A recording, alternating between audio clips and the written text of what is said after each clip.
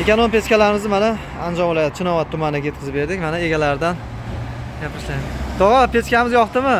Assalomu alaykum, hurmatli mijozlar. Mana pechkani men qabul qildim. Juda ham chiroyli, mana vaqtida olib kelib berishdi. Men buni videoda ko'rib ishonmagandim. Mana endi o'zim ko'rib, shaxsan o'zim ko'rib turib bu pechkani yaxshiligini hozir tushuntirdi yana. Videodagi ko'rish meni tushuntirishim boshqa. Siz oling, olib borib ko'ring, keyin ishoning. Mana men o'sha sizga ishonmay yurgan odamlarning bittasi edim. Mana bugun olib keldi. Qanday yoqilishlarini, boshqalarini hamma yo'qni tushuntirdi. Sifatlari juda chiroyli. Garantiyani beryapti. Mana endi men o'zim ko'rib ishondim. U videodagi ishonmadim men ham. Olib keling, ko'raman, yoqsa pulini sanayman dedi. Menga yoqdi. Men mana shu yerga olib kelib yo'l kirasi bilan Chiloboy shahriga 1.150 mingga olib kelib berdi mana.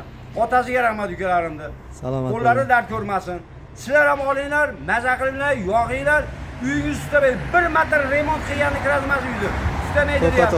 Tutamay. Tutaganda 1.5 million uyingiz remont qiladi. Hamma yo'q tutsin bosib. Bir tutab eshitib ochmaganingizda maza qilasiz deyapti. Men ana shunga ishondim, mana oldim.